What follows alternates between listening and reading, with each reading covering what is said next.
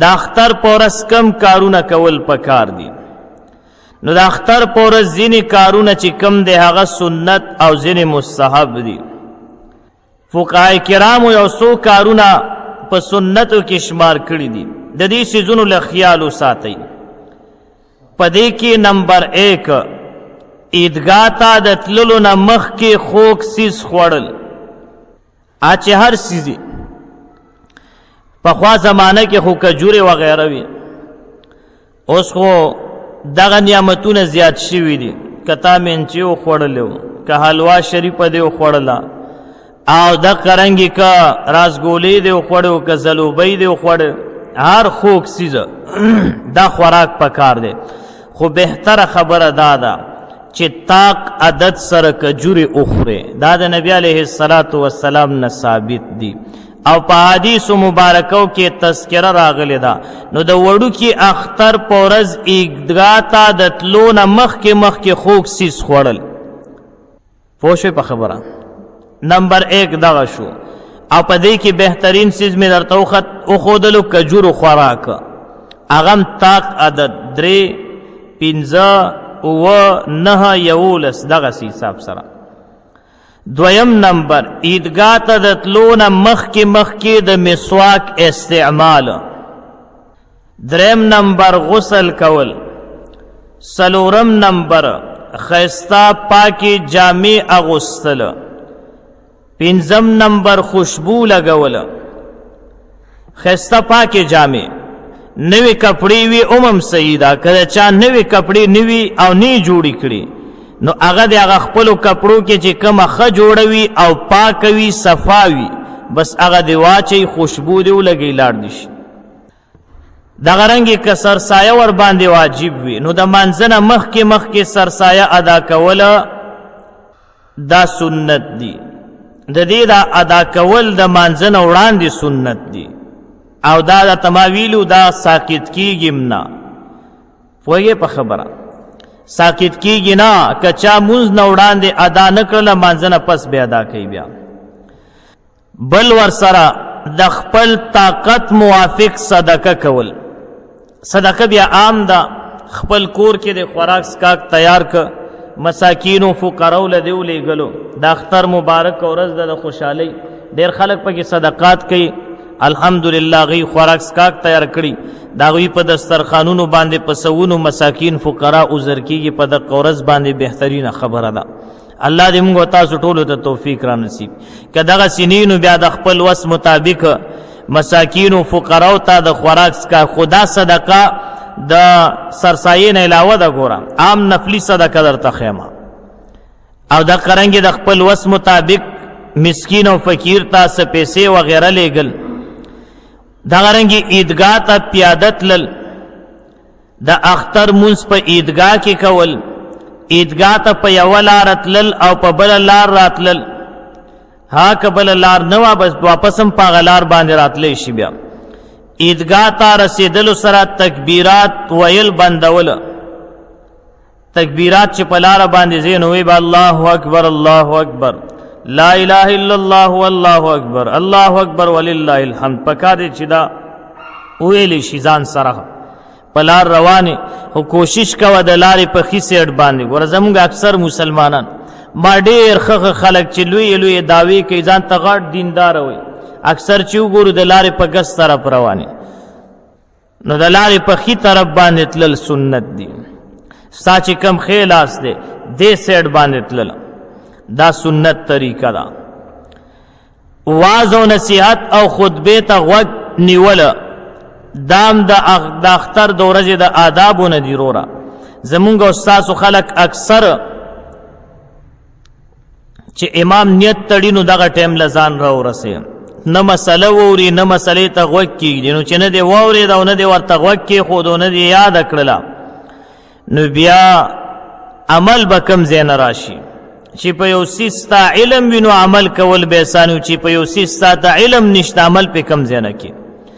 دا قرنګې د وړوکي اختر په خطبه کې د صدقة الفطر احکامات ذکر کول، یو بل ته د اختر مبارکی او د عباداتو قبلېدو دعا کول دا جایز دی. یو بلتا د اختر مبارکی ویل، اختر دی مبارک شا، د عباداتو د قبلېدو دعا به ورته کې چې الله پاک دې ستا دا ټول عبادات او قبول او منظور کړي. ښه خو د سینې چې کبډي سټارټ کی، یو د یو طرف نه ورمنډه کیو، بل د بل نه ورمنډه کیو، یو غیږ کیو چته یو بل غیږ کیو چته یو د ځمکې را خطا کوي، نو دی نه احتراز پکار دی. دا څیز په شریعت کې نشته.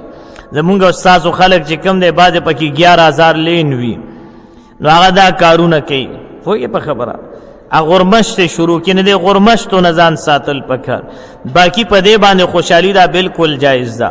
بس دومره ورته وایي چې الله پاک دې تا ته اختر مبارک کړي، الله پاک دې ستا ټول عبادات قبول او منظور کړي. غاړه ورکه مسلمان رور ته، پوهېږې دغه صحیح طریقه ده. بل په مخ باندې د خوشحالۍ آثار ښکاره کول. ستا په مخ به خوشحالي وي، داسې نه چې د اختر په ورځ هم ستا په تندي باندې مټاک غوز نه ماتېږي. پوهېږې په خبره مټاک غوز پې کېږي او تړک ورکړي نو مات شي، دومره دې تندې سخت کړی وي. نو داسې نه، ډېر حضراتو په کور کې تندې به داسې راچولې، بچو تم غورېږو، کورواله تم غورېږو، خرشو پرشو لګیاو سه. نو دې څیزونو نه ځان ساتل پکار. د اختر د خوشحالۍ ورځ ده او تا تندې په دې مخوکه باندې راچولي، نو دې ته هېڅ ضرورت نشته. په دې ورځ باندې په مخ د خوشحالۍ آثار ښکاره کول او یو بل سره په روښانه تندي میلاوېدل. چې په روښانه تندي باندې میلاوېږي نو دا یو څه ده، صدقه ده. الله پاک دې مونږ او تاسو ته توفیق را نصیب کړي. او دا قرنګې د اختر په ورځ د مانځه د پاره ښایست یعنی غسل کول، پاکې جامې اغوستل او نور د شریعت په حدودو کې دننه ښایست کول دا بالکل جایز دي. نو دغه کارونه به کوئ او دې نه وړاندې چې کوم ذکر شو هغه به نه کوئ. راځم درېیمې خبرې ته، د اختر مونځ. نو وروره یاد ساتئ، د اختر مونځ چې کوم دی دا واجب دی. 100 رکاته واجب دي، 2 رکاته. 100 رکاته مونځ دی، 2 رکاته. د وړوکي اخترم 2 رکاته دي، د غټ اخترم 2 رکاته دي. او واجب ذکر دی چې نبی علیہ الصلوۃ والسلام تر وفات پورې په دې باندې دوام کړی، همیشه کړی دی. او د علامه ابن تیمیه په نسبت باندې رحمه الله د اختر مونځ هم واجب دی. او بعض فقها دې ته سنت مؤکده وي، خو یاد ساتئ ښه سنت مؤکده او واجب د دواړو یو درجه ده، عملاً دواړه واجب دي. پوهېږې په خبره. نو زمونږ په نیز باندې د اختر مونځ دا واجب دی. بل د اختر د مانځه دپاره اذان او اقامت نشته. ډېرو جوماتونو کې بعضې خلک داسې ګرم شانتي وي که نه چې امام څنګه ودرېږي نو بس اقامت یې شروع کړی وي. نو د اختر مونځ ته اقامت نشته او اذان هم ورته نشته. نو هسې نه چې ته سهار وختي ورته اذان شروع کړي ګوره او یا اقامت نه. د اختر مونځ واجب دی، دې دپاره اذان او اقامت نشته. د اختر د مانځه وخت کم یو دی. نو وخت چې کله نور یوه نیزه راوچت شي، یعنی نور راښکاره شو او د راښکاره کېدو نه څومره ټیم تیر شو، 15 منټو پورې دا د اختر د مانځه وخت شروع شو. او د نور تر زواله پورې وخت دی، د نور تر زواله پورې. پوهېږې په خبره دی وخت دی. دغه دوران کې چې کم ټیم کې تا د اختر مونځ کو دا صحیح دی. خو یاد ساتئ یوه خبره، د وړوکي اختر مونځ هغه لږ وروستو کول بهتر دي. یو خدا چې خلق پکې ډېر راجمع شي، دویم دا چې خلکو ته د صدقة الفطر د ادا کولو د پاره زیات وخت میلو شي. نو داسې نه چې در باندې ناوخته یم او بس فوراً تېنه ځان بېغمه کړي، نو دا څیز نه. دا د وړوکي اختر د مونځ باره کې خبره ده. غټ اختر مونځ چې کم دی په هغې کې تادي کول، جلتی کول بهتر دی. ګوره شریعت مونږ او تاسو ته څومره بهترین سهولتونه ښودلي دي. وړوکي اختر مونځ لږ لیټ، صدقة الفطر د پاره خلکو ته ټیم هم میلو شي. او بل دا چې خلک زیات راجمع شي.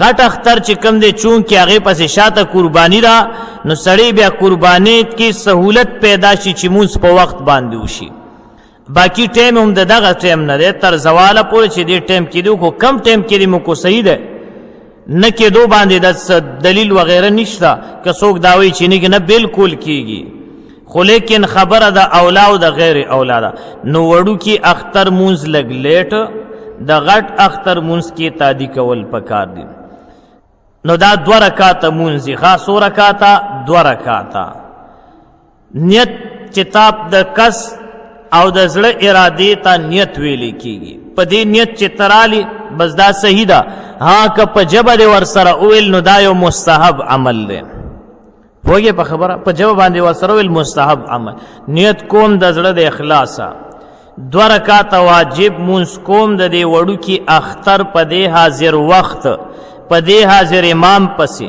مخ مې د کعبې شریفې په لور کړو الله اکبر الله اکبر به امام بم الله اکبر وای مقتدیان بم وای مقتدیان و پکې بیا دا یو ټکی سي په دې حاضر امام پسې ټیک شو چې کله الله اکبر تکبیر تحریمه وشو نو تکبیر تحریمه نه بعد با ثنا وای امام بم وای مقتدی بم وای ګورا ثنا پیجنې سبحانك اللهم وبحمدك وتبارك اسمك وتعالى جدك ولا اله غیرک دا به اویا نو دینه بعد بیا 3 تکبیرونه دی الله اکبر لاسونه به ځوړن دی ښا بیا الله اکبر الله اکبر بیا به نیت اوتړي دا 3 تکبیرات به شي دیته تکبیرات زواید ویلې کیږي ٹھیک ده دا چې کلو شول نو بیا به امام سورته فاتحه وویا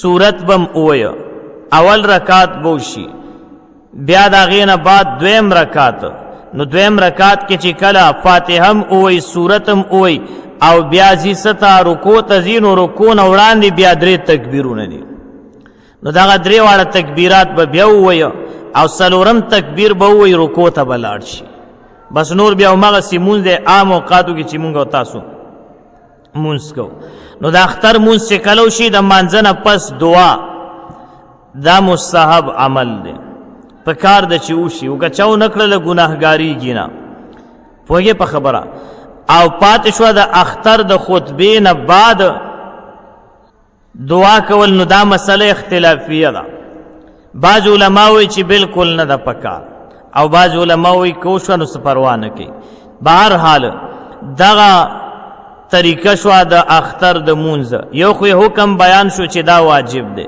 دویم تاسو ته وخت معلومه شو وخت آسان یاد کا چې کم ټیم نه اشراق شروع کیږي دا ټیم نه د اختر مونځ ټیم هم شروع شو تر زواله پورې بیا د نور تر زواله پورې او بیا مې درته وایي چې د وړوکي اختر مونځ لږ لیټ پکار دی او د غټ اختر مونځ کې تادي پکار ده دا قرنګې طریقه هم درته وښودله نیت طریقه وغیره ړومبني رکعت کې 3 تکبیرونه دي د ثنا نه بعد په 2 رکعت کې 3 تکبیرونه دي د رکوع نه وړاندې دغه طریقه ده الله پاک دې مونږ او تاسو ټولو ته په دغه خبرو باندې د عمل کولو توفیق را نصیب کی سبحان ربک رب العزة عما یصفون وسلام علی المرسلین والحمد لله رب العالمین درود شریف اللهم صل علی سیدنا ومولانا محمد وعلى آل سيدنا ومولانا محمد وبارك وسلم وصل عليه اللهم صل على محمد